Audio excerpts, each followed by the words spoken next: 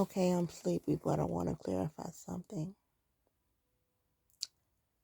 My mom still thinks, or in her mind, she believes that my dad is alive and no one can tell her different. My mom has been through a lot in her lifetime, on top of losing my sisters. Two of my sisters have passed away, and now my father, one of her closest friends and companions. They grew up in the same city, the same small town. They were both in law enforcement. Um, and they had all their children together. Therefore, all their grandchildren were, they had all their children, they had all their grandchildren together. If she wants to believe, in her mind now, everyone else knows the truth. But if she wants to believe that my dad is still alive in her mind, but he just won't come around her, it is what it is, and we're gonna let that we're gonna let that stay that way. He said this when my aunts were here this weekend.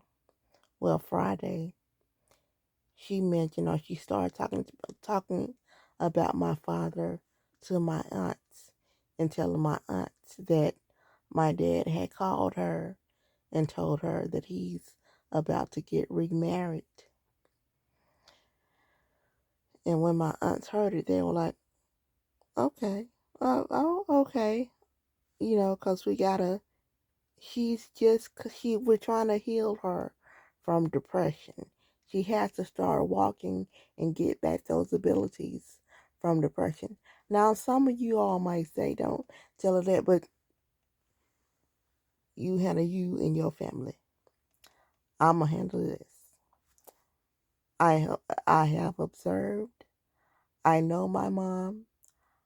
I'm my mom's daughter. I know my mama. So, and I know how to handle her. No, I don't have a PhD, no other kind of um, title or letters behind my name.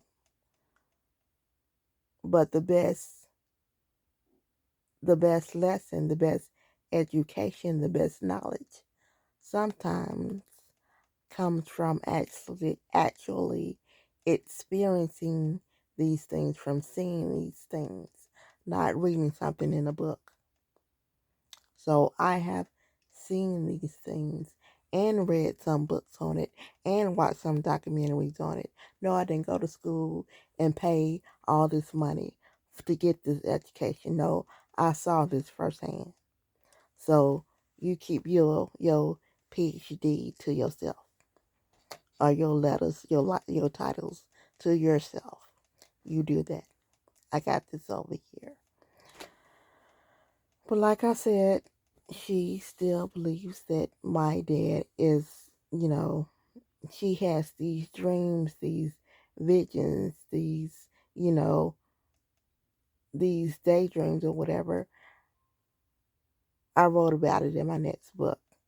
This is in publication right now, The Red Strike. She was so close to my dad, and my dad was so close to her. That it's just, if she would have died before him, ain't no telling what he would have done by now, how he would have been by now. But he died before her, so now she is is trying to deal with everything. It is what it is with her now.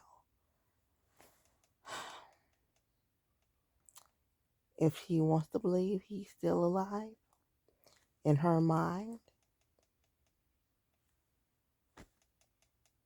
That's the way it is. Period, point blank, to me. And we're going to keep it that way.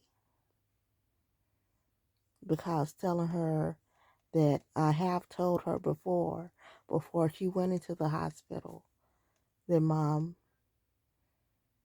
Daddy is dead. We had a funeral for Dad. Now she accepts the fact that my two sisters have gone on. She actually prepared them for their final rest, picking the casket, going to the mortuary, buying their clothes, their whole outfit for their burial. But with my dad, she just couldn't do that. I did that. My sister and nephew, well, my nephew, my older sister's son, my older sister died, so her son, I talk about that. My book is coming out, The Red Strike, under Cookbook Publishing. I talk about my nephew in my book. I'm not going to get on that right now. But, yeah, I helped prepare. I was a big part of preparing my father for his resting attire, outfit, and getting him up there to the mortuary so he could be dressed and ready. So I saw all that, but Mom couldn't be there. First of all, they were divorced. They had been divorced since 91.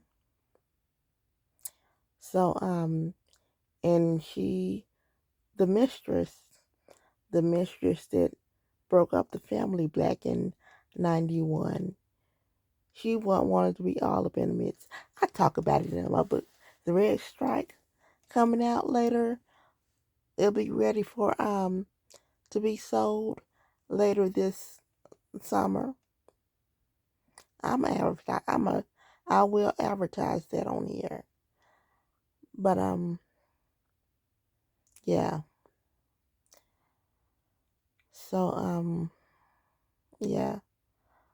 Mom still holds in her mind that my dad is still alive to her.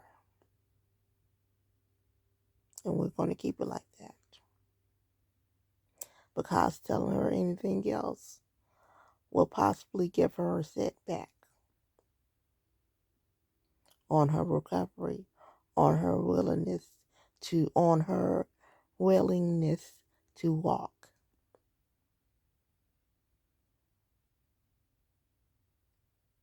Bye-bye.